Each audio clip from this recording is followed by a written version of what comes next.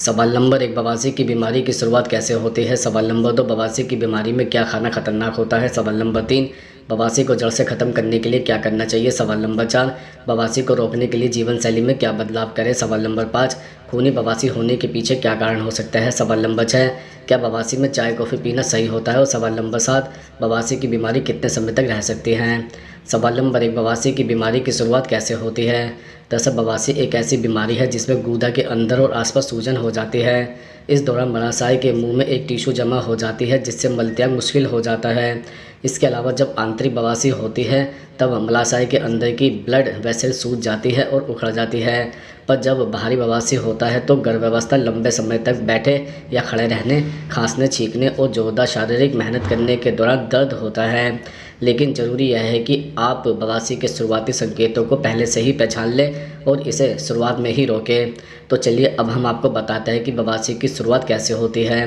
दरअसल बवासीर की शुरुआत में ही मलाशय में खुजली की समस्या होती है, खासकर आंतरिक बवासीर में, जहां मांसपेशियां जमा हो जाती है और जिससे खुजली हो सकती है। ऐसे में अगर आपको लगे कि आपके मलाशय की खुजली ज़्यादा बढ़ गई है और रेगुलर हो रही है तो आपको डॉक्टर के पास ज़रूर जाना चाहिए और इसकी स्क्रीनिंग करानी चाहिए। इसके अलावा बवासीर की शुरुआत होने पर मलाशय में लगातार जलन और सूजन होने लगती है। इसमें मांसपेशियों में सूजन रहती है जो कि रह रहकर जलन पैदा करती है। यह सूजन दर्द और परेशानी का कारण बनती है और यहाँ तक कि उठने बैठने के दौरान भी समस्या बन जाती है। यह आंतरिक बवासीर और बाहरी बवासीर दोनों के दौरान हो सकती है। ऐसे में तुरंत उन लक्षणों पर ध्यान दें और अपने डॉक्टर से इस बारे में बात करें। इसके अतिरिक्त अगर आपको मल त्याग करने के दौरान हमेशा ही दर्द होता है और कब्ज जैसा सूखा मल त्याग होता है तो यह बवासीर का संकेत हो सकता है। दरअसल यह बवासीर खून का धक्का बनने के कारण होता है जो आपको शौच करने, बैठने या चलने पर दर्द का कारण बन सकता है। साथ ही मांसपेशियां इतनी सूज जाती है कि मल त्याग करने से समस्या होने लगती है। इसके साथ ही मलाशय से म्यूकस डिस्चार्ज होना बवासीर का शुरुआती संकेत हो सकता है।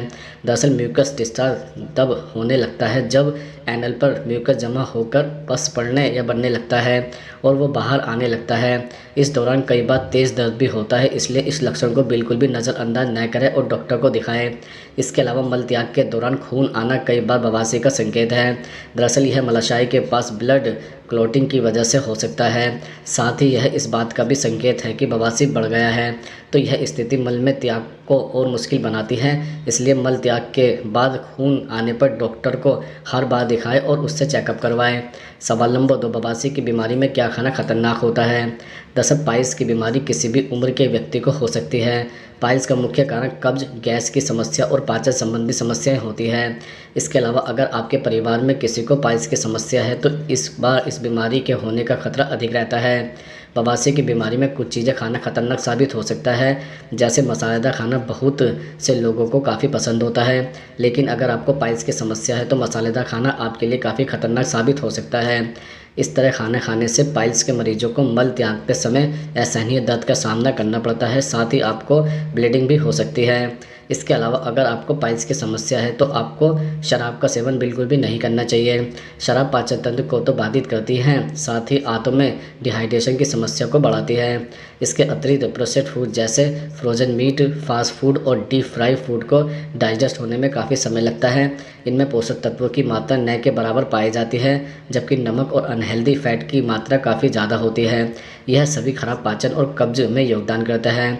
इसके साथ ही डेयरी प्रोडक्ट का सेवन करने से बहुत से लोगों को गैस, कब्ज और पेट में मरोड़ उठने की समस्या का सामना करना पड़ता है।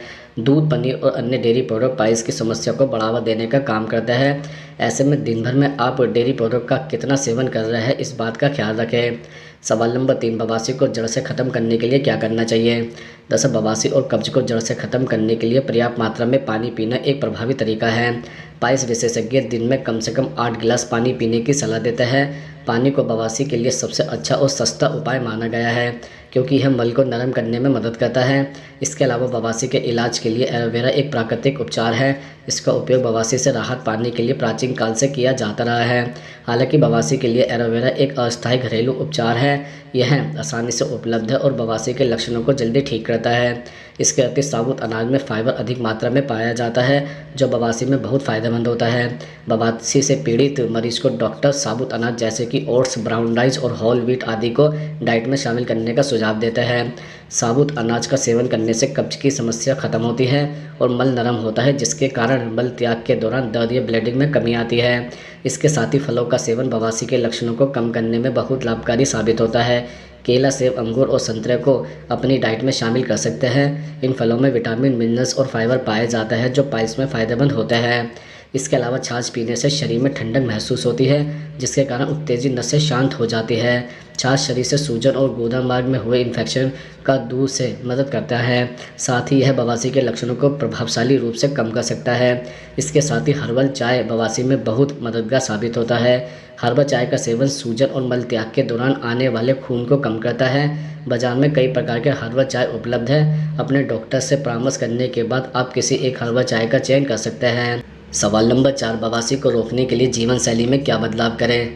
दरअसल अधिकतर बीमारियां अस्वस्थ जीवन शैली के कारण पैदा होती है। अगर लाइफस्टाइल में सकारात्मक बदलाव लाकर इसे बेहतर बनाया जाए तो आधी से ज़्यादा बीमारियां पैदा नहीं होगी और जो पैदा हो चुकी है वह गंभीर रूप भी नहीं ले पाएगी।